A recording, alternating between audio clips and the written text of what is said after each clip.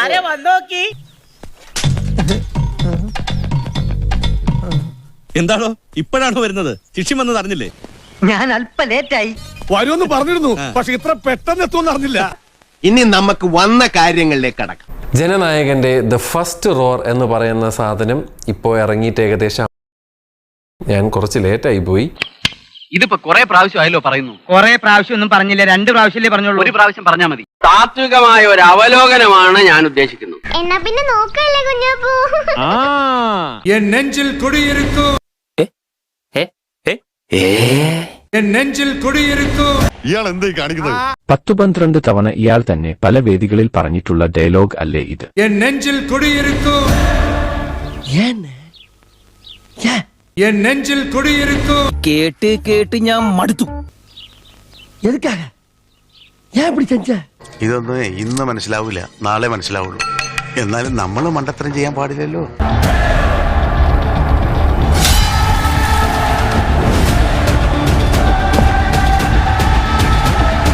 കൊള്ളല്ലേ? തിരക്കിടില്ല.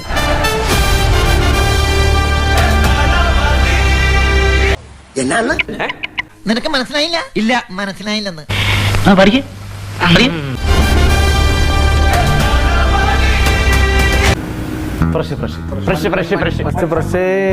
എത്ര വർഷമായി ഇത് തന്നെ?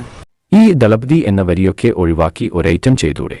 ആളുകൾ കളിയാക്കി ചിരിക്കുക. മൂട് പോകും സമീറ. നിങ്ങൾ എന്താണ് ഞാൻ മാറ്റൂല, എനിക്ക് പറ്റൂല.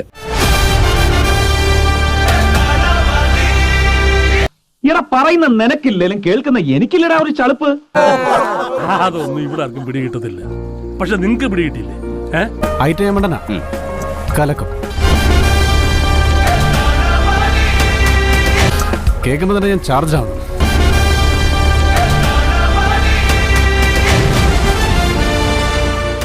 ഈശ്വര, അടുത്തത്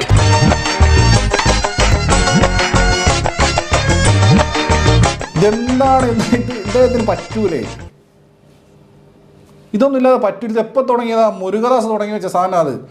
മാറ്റമില്ല, മാറാൻ ഉദ്ദേശമില്ല, പണ്ടത്തെ പോലെ തന്നെ. ആരോട് ഇതിങ്ങനെ എത്ര വട്ടം പറഞ്ഞു?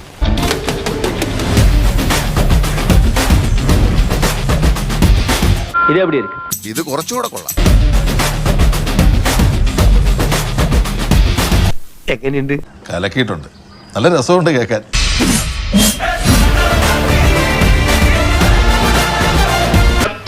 അസുഖം കളഞ്ഞല്ലോ. ഇതിനകത്തെ ഒരു ത്രില്ലില്ല.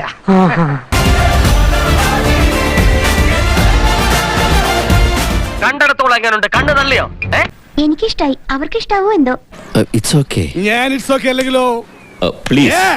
എന്തെങ്കിലും സംഭവിച്ചതൊക്കെ കുട്ടിന്, സംഭവിച്ചിട്ടിരിക്കുന്നതൊക്കെ കുട്ടിന്, സംഭവിക്കാൻ പോണതൊക്കെ കുട്ടിന്, ഇനി ഒന്നും സംഭവിച്ചില്ല അതൊക്കെ വെരി വെരി കുട്ടിന്. എന്തായാലും എനിക്ക് ഭയങ്കരമായിട്ട് ഇഷ്ടപ്പെട്ടു ആളുടെ ലുക്ക്, ആളുടെ എന്താ പറയാ ആറ്റിറ്റ്യൂഡ്, ആളുടെ സ്വാഗ്, സ്റ്റൈല്. പാരുകടാ, എവിടെ നിൽക്കാൻ പാரு. അങ്ങനെ വേണോ? പിന്നെ ഒരു ടെൻഷൻ ഉണ്ട്, അതായത് 2 കാര്യങ്ങൾ പറയാം. എന്താ പേടിപ്പിക്കുന്ന 2 കാര്യങ്ങൾ? ഒന്ന്, അതിലെ നെഞ്ചിൽ കുടിയിരിക്കും എന്ന് പറഞ്ഞ സംഭവം. എന്താ നിങ്ങൾ അങ്ങനെ ഒരു വർത്താനം? അല്ലല്ല, നിങ്ങൾ എന്തോ മനസ്സിൽ വെച്ച് പറയാനുള്ളത് അല്ല അത്. അതായത് ആളുടെ പരിപാടി ഇതിലേക്കും അങ്ങ് ഫിക്സ് ചെയ്യുന്നു എന്നുള്ള ഒരു തോന്നൽ ഉണ്ടാകുന്നുണ്ട്.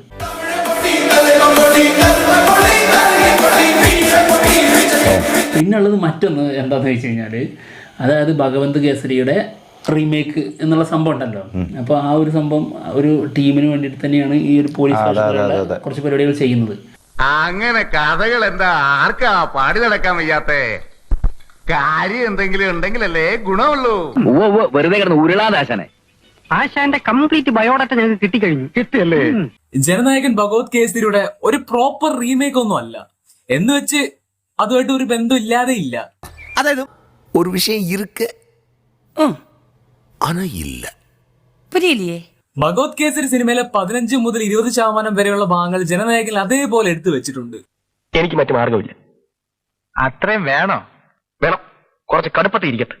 സ്ഥിരീകരിക്കാത്ത ഒഫീഷ്യലാണ് ഇതിൻ്റെ ഒരു പോർഷന് വേണ്ടിയിട്ട്, ഒരു ചാപ്റ്ററിന് വേണ്ടിയിട്ട് ഭഗവന്ത് കേസരിയുടെ റീമേക്ക് അവകാശം സ്വന്തമാക്കിയിട്ടുള്ളവർ. എന്ന് വെച്ചാൽ ഭഗവത് കേസരിയിലെ ചില സീക്വൻസ് അതേപോലെ നമുക്ക് ജനനായകരിൽ കാണാം. ഏക്കോ ഏൽക്കണം സംഗതി ടോപ്പ് ആയിട്ടില്ല നമ്മൾ വിടൂല. ഇങ്ങനെ ചില സീക്വൻസ് മാച്ചുകൾ ഉണ്ടെന്നല്ലാതെ ഒരേ കഥയിലെ റീമേക്ക് അല്ല. ഒരു മാസ് മസാല പടം എന്നുള്ള രീതിയിൽ നല്ലതുപോലെ എടുത്തു വെച്ചാ നല്ല പടം കിട്ടും. ഒരു ചെറിയ ബോംബെങ്കിലും കണ്ടെടുത്താൽ നിന്റെ കഴിവ് രേഖപ്പെടുത്താം. ആ ബോംബെങ്ങാനും പൊട്ടിയാ നിന്റെ മരണം രേഖപ്പെടുത്താം. അത് എങ്ങനെയായിരിക്കും ഇതിനകത്ത് ചെയ്യുന്നതെന്ന് നമുക്ക് അറിഞ്ഞൂടാ. പോലീസ് വേഷം വന്നപ്പോഴേ ഉറപ്പിച്ചു. അതെന്തായാലും ആ ഭാഗം തന്നെ ആയിരിക്കാനാണ് ചാൻസ് കൂടുതൽ. കണ്ടത് മനോഹരം കാണാത്തത് അതിമനോഹരം എന്നാണല്ലോ. കാണാത്തതുകൊണ്ട് അതിലില്ലാത്ത സങ്കല്പത്തിന്റെ തേരിലേറി എനിക്ക് എത്ര വേണമെങ്കിലും സഞ്ചരിക്കാം.